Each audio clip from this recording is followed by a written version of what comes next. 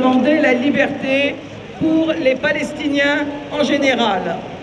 La liberté de circuler, la liberté de travailler. Donc, nous sommes là aussi aujourd'hui. Nous sommes place Saint-Michel et nous faisons un rassemblement pour promouvoir la journée, la grande journée du 1er novembre, journée de la Palestine, que nous organisons au dock de Saint-Denis, où il y aura pendant 12 heures concerts, intervenants des pays. Nous sommes partie prenante de la campagne BDS, boycott, désinvestissement, sanctions, et plus que jamais, nous vous appelons à boycotter, c'est-à-dire à ne pas donner un sou à l'occupant israélien. Et vive la lutte du peuple palestinien! Et vive la lutte du peuple palestinien! Je soutiens la Palestine, c'est une question de liberté, non seulement pour le peuple palestinien, mais pour tous les peuples. Je suis pour la justice, donc je suis forcément contre le gouvernement israélien. Je suis contre la politique sioniste et d'occupation, qui n'est pas qui est tout à fait, qui ne conduira jamais à la paix. Pour la paix, il faut d'abord la justice. Quand il y a la justice, la paix s'ensuit. Israël ne veut pas de paix avec les Palestiniens.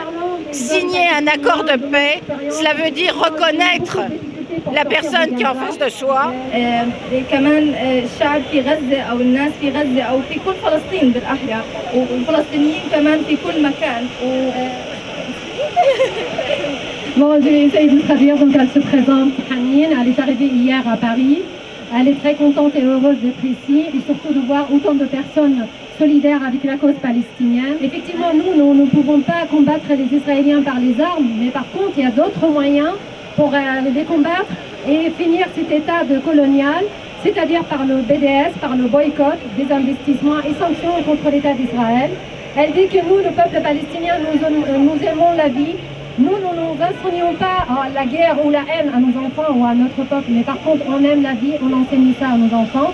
Donc on a besoin de votre soutien pour réussir notre cause et libérer la Palestine. Aujourd'hui, il y a un cessez-le-feu. On espère que ça va être efficace, que ce sera une levée du blocus vraiment effective. Pour le moment, on attend, on est sûr de rien. Israël déclare que ce n'est pas le moment encore d'arriver à un accord, que ce sera dans un deuxième temps. On verra quand ils le décideront. J'ai regardé la liste, c'est assez difficile de boycotter. Enfin, il y a tellement de choses qu'on ne peut pas absolument tout maîtriser. Vous pensez que le boycott peut être efficace justement? Totalement. D'ailleurs, ils ont peur. Il y a plein d'articles dans la presse à ce propos. On ne se retrouve pas dans tout, mais comme il y a un certain nombre d'années que je le fais, je m'y retrouve très bien. Qu'un peu de pain, mais il paraît chauffer le corps, et dans mon âme il brûle encore à la manière d'un grand festin. Toi, l'hôtesse, quand tu mourras, oh, ne crois pas t'emportera, qu'il te conduise à travers ciel, ô Père éternel.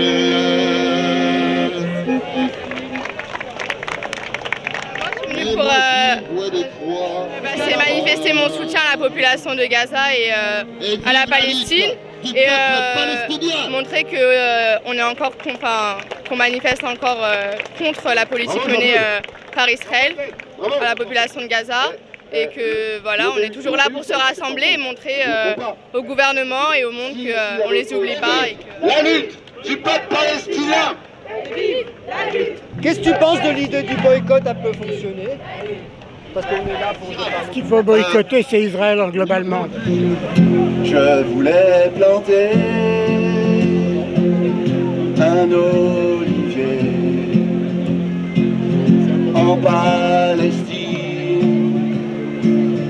terre occupée, là où des murs ont été dressés, là où fleurissent les bas.